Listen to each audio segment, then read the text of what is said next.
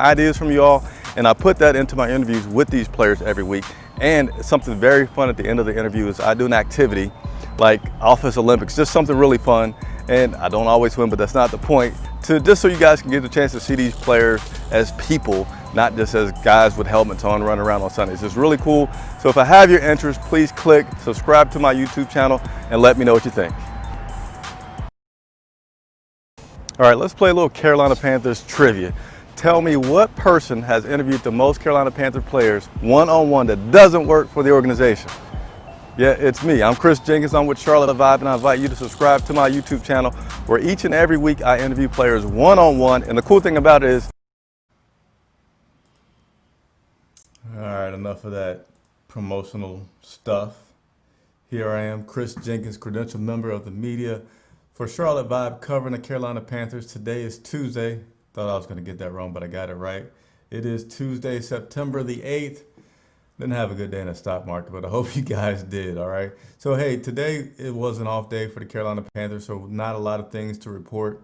As usual, I'm going to go over the transactions and a few things like Marty Hurney. Media was able to talk to Marty Hurney today, so hope you guys are enjoying these live videos. Again, there's not a big scripted things, but I know sometimes you hate reading. But I just want to continue to keep you guys up to date on a day-to-day basis about the Carolina Panthers. So without further ado, let me go through my notes and tell you about some of the transactions for today. Carolina Panthers waived defensive back Derek Thomas. I think it was like reserved injured or something like that, but he is no longer with the team. And then we signed linebacker Clay Johnston to the team. He was signed specifically to the practice squad. And also, let me get this out the way. If you're watching on Twitter or Periscope, it's good to watch there. But if you want to interact, which I love to do, and ask questions and take questions, go over to YouTube and you'll be able to do that as far as type your questions and interact, such as my man, Chris Johnson, who is a loyal sign-on person for watching the YouTube channel for Charlotte Vibe. So continuing on, there's a lot of new designations this year, and I'm going to try to continue to get versed in those things so I can talk to you all about it. One of the things that they're doing now is they have a protected practice squad, because now instead of 10, we could have 16. So those protected practice squad members, meaning basically you can't take those guys away. So those are running back Reggie Bonifant, defensive back Natrell Jameson, tackle Matt Caskey, as well as kicker Kara Vedvik. I can't wait till we get these cheat sheets so we can say these guys' names, because I'm struggling right now. So a few questions that are coming through. Hamtastic. So do you think if we get off to a bad start, does Marty get fired as well? I mean, I think the wheels would have to come off the bus like very, very tragically this year for people to get fired because of performances. I mean, there's a slight chance like an assistant coach could get fired. But again, if that happens, that means we're like 0-6. We're losing by 3 and 4 touchdowns, and you can question a lot of things. But as long as things are just obvious, new coaching staff, new players, new system, blah, blah, blah, I don't think anybody has to worry about their job in this first year.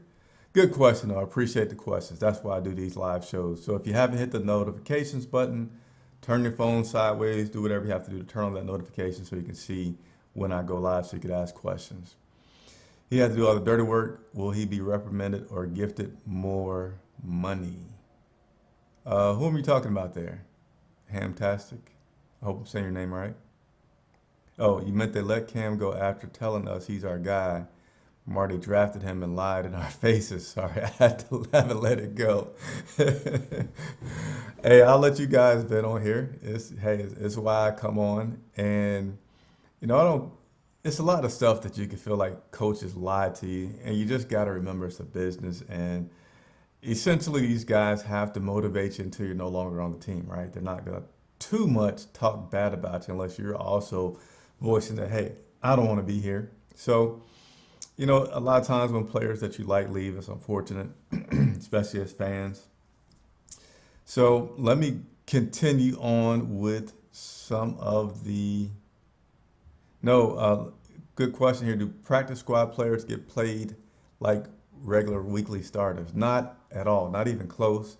I forget the exact scale. I mean, they're compensated, I believe. You guys maybe can Google this. Let's say $80,000 that those practice squad players get during the season that's based over a year versus guys that are on the roster, 53-man roster, they're getting the minimums probably around 250, 300,000 mark, 200, $300,000 mark. So it's quite a difference between practice squad and bottom of the chain in terms of the 53-man roster.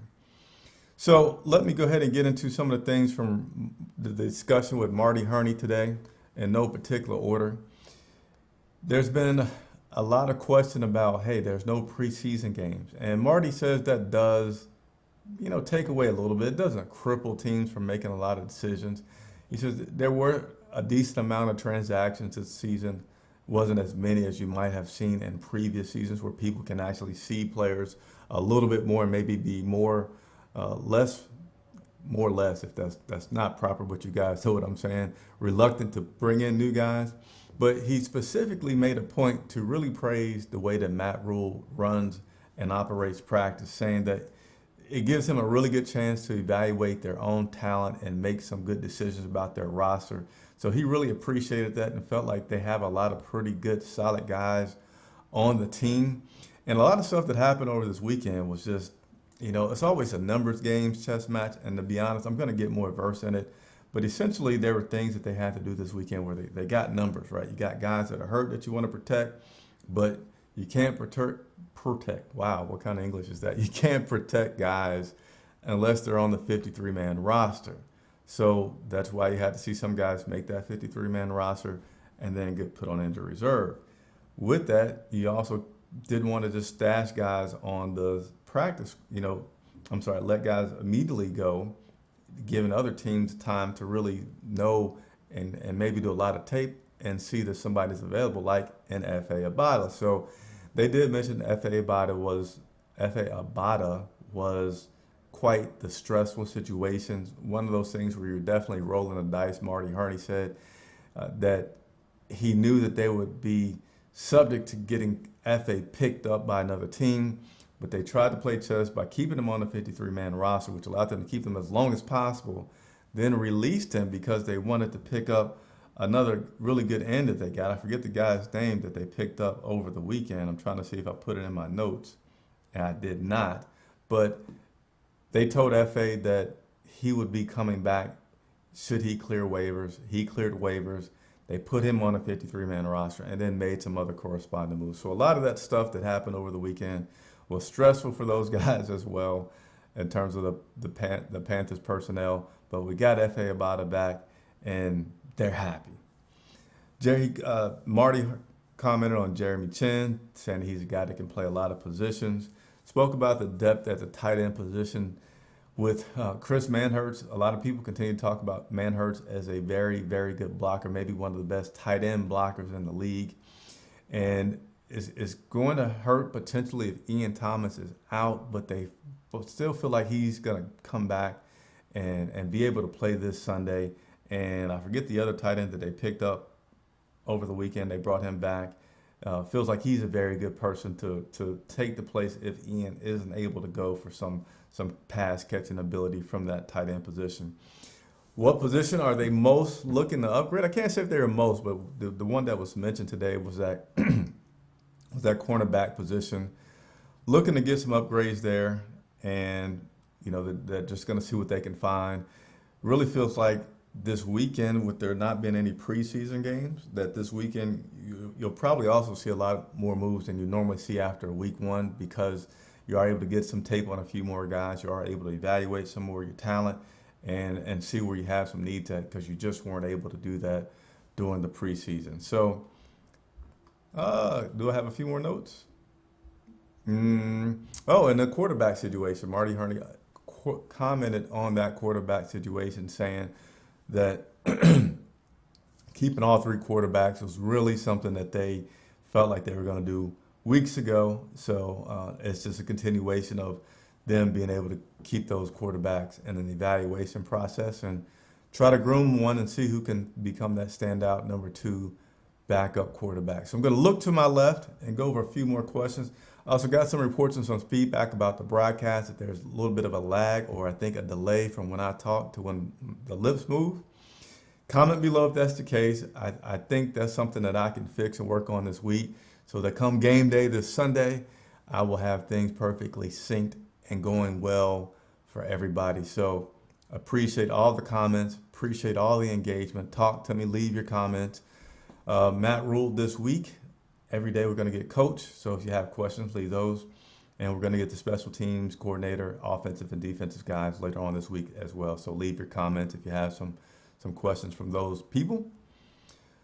Let's see. Just reading some of the comments. 80K just for practice. Where to apply for the Panthers job? Yeah, it's not a bad job. You know, you get 80,000, give or take a few. You do get beat up. You do have a lot of pressure, but you have the best health care and should be in the best shape of your life. So it's not at all a bad gig if you're 22, 23 years old and can get it, right? What's up, Rock Bridges? Yes, I am still Rook Bridges. Yes, I'm still putting out the content. It's going to be coming very, very often this year. I'll be doing the live broadcast so I can get that content to you all quicker. We'll have a brand new format that I'm doing for the game day coverage, so please subscribe, please follow. I am going to be working to have players on the videos. That's something that everybody loves, including myself. A little bit different with COVID. I can't directly talk to the guys, so it may take me a little bit longer. But trust me, I will be doing everything I can to get players on this week, actually. And I won't say who, because again, that's bit me in the butt more than one time over the past seasons, but just look for it. So that concludes the report. Thank you all for watching. Continue to subscribe, continue to tell a friend. Actually, just hit the like button. Do it right now. Hit the like button. I wonder if I can hit the like button, but hit it because that helps other Panther fans find out about this station and the great content that we have, and helps me to do more. So everybody enjoy their evening. Appreciate